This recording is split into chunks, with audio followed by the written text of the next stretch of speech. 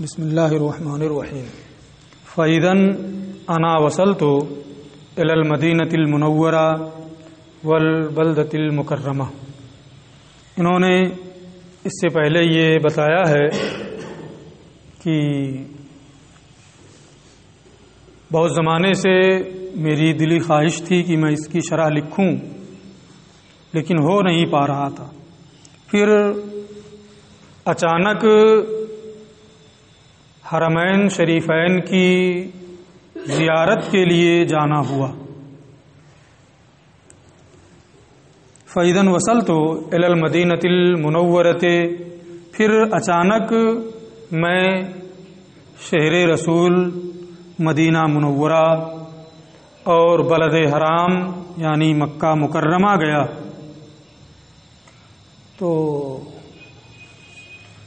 علماء جب وہاں جاتے تھے تو برکت کے لیے ہی صحیح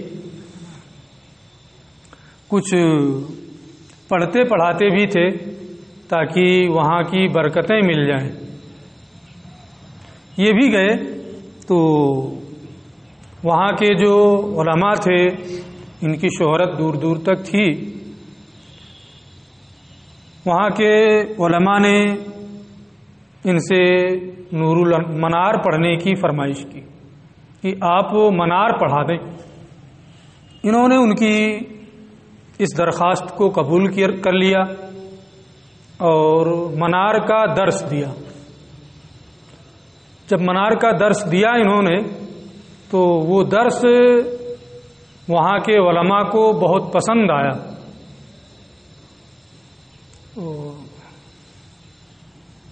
یہ ایک عام طریقہ ہے کہ اگر کسی کو کچھ پسند آ جائے تو وہ چاہتا ہے کہ یہ چیز نفع عام کے لیے اگر تحریر میں آ جائے تو زیادہ بہتر ہے۔ انہوں نے وہاں درس دیا، لوگوں نے پسند کیا، پھر بالکل فرمائش پہ فرمائش ہونے لگی کہ آپ اس کی ایک شرح لکھ ہی دیں۔ ضروری ہے کہ آپ اس کی کوئی ایک مناسب شرح لکھ دیں۔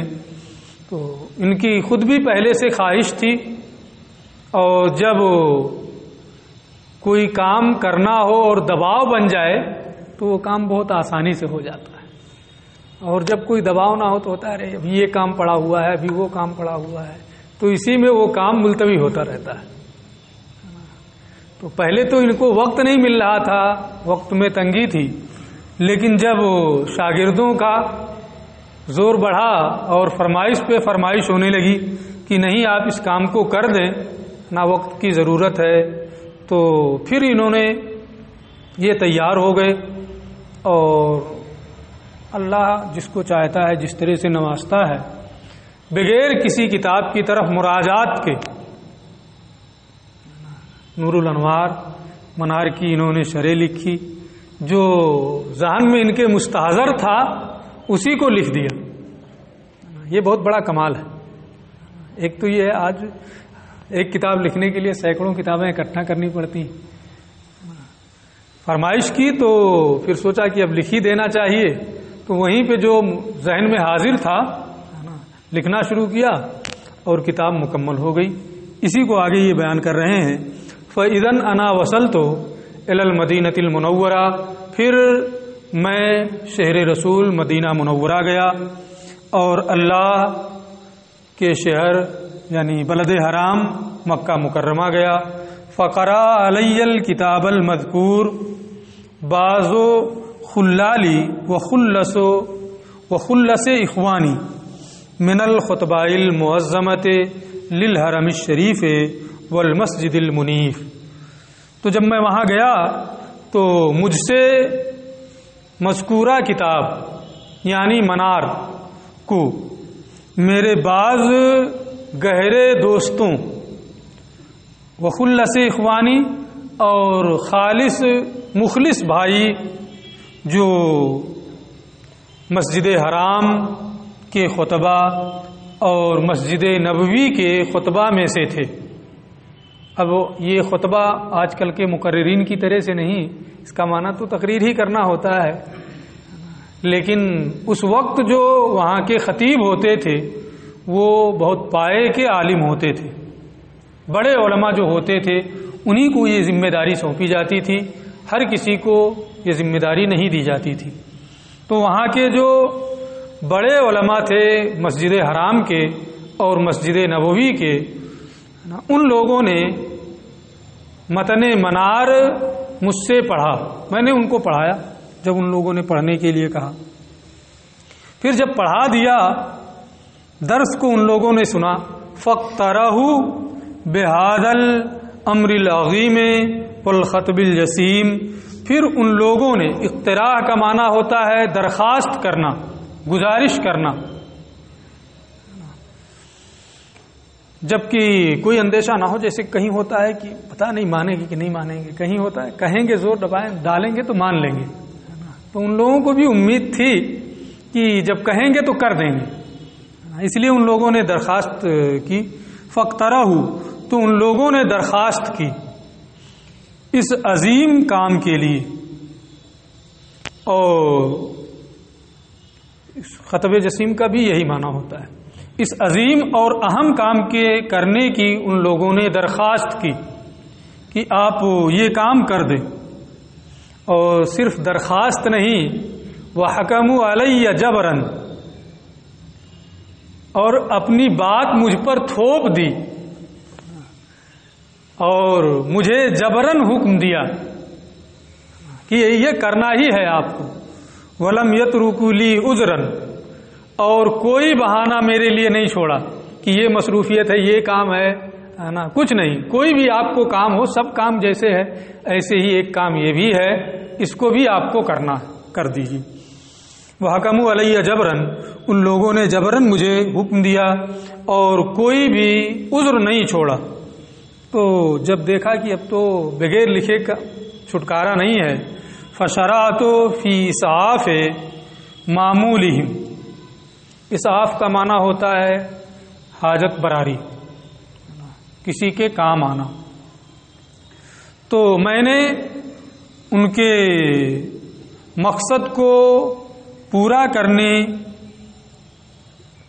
کی ٹھان لی اور اسے کام کرنا شروع کر دیا۔ فشرات، اور میں نے ان کی آرزوؤں کو پورا کرنا شروع کیا۔ وَإِنْجَاهِ مَسْئُولِهِمْ، اور ان کی درخواست، ان کے سوال کو پورا کرنے کے لیے میں نے یہ کام شروع کر دیا۔ علی حسب ما کان مستحضرا لی فی الحال من غیر توجہ الی ما قیل او یقال،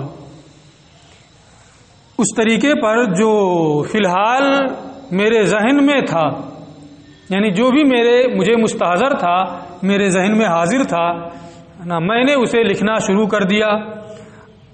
قیل و قال کی طرف میں نے توجہ نہیں کی، یہاں کیا اعتراض ہوا ہے، اس کا کیا جواب دیا گیا ہے، پہلے بھی یہ اس کو بتا چکے ہیں کہ میرا پہلے سے بھی یہی ارادہ تھا کہ بہت زیادہ قیل و قال، اعتراض و جواب کی طرف میں توجہ نہیں دوں گا۔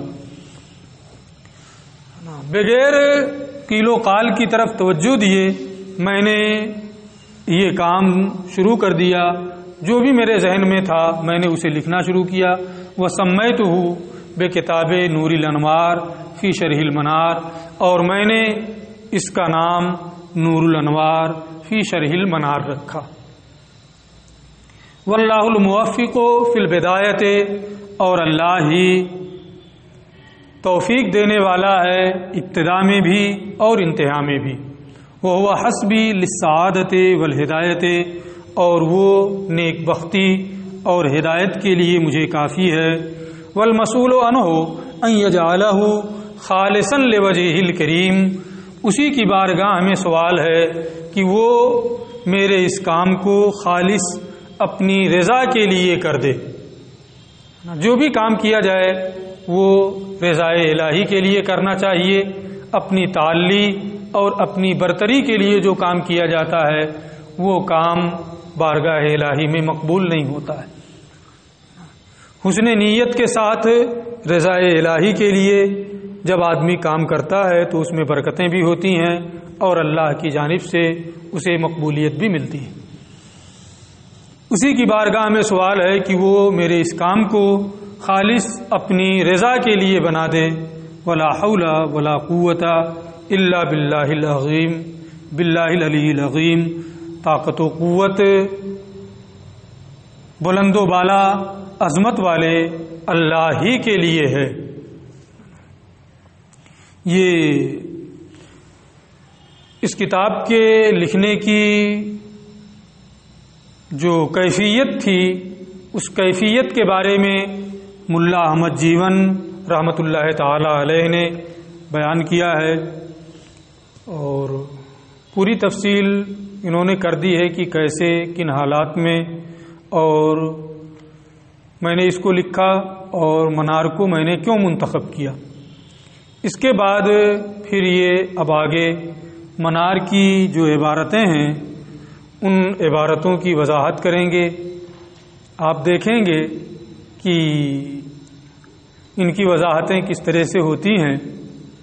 تفصیل بہت ہے، ایسا نہیں ہے کہ بہت مختصر ہو جیسا یہ کہیں ہیں. ان لوگوں کے اعتبار سے یہ مختصر ہے، لیکن آج کے زمانے کے اعتبار سے تو یہ بہت ہی طویل ہے. چند ہی لوگ آپ کو ملیں گے ہندوستان میں جو باضابطہ پوری کتاب کو پڑھنے والے ہیں. درسگاہ میں جو پڑھ لیا اسی کو کافی سمجھا جاتا ہے، حالانکہ درسگاہ صرف رہنمائی کے لیے ہے. جو بھی اسباق پڑھائے جاتے ہیں ان کا مقصد صرف یہ ہوتا ہے کہ آگے نور الانوار آپ کیسے پڑھیں گے نا، وہ روشنی مل گئی.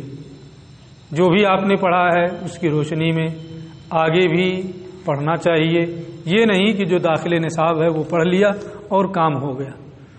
جو داخل نصاب ہے وہ تو پڑھنا ہی ہے، اسی کی روشنی میں جو داخل نہیں ہے اسے بھی پڑھنا چاہیے. لیکن ابھی تو صرف اتنا ہے کہ جو داخل نصاب ہے اتنا پڑھیں، ہے نا. محنت سے پڑھیں، تیاری سے پڑھیں. وما توفیقی الا باللہ.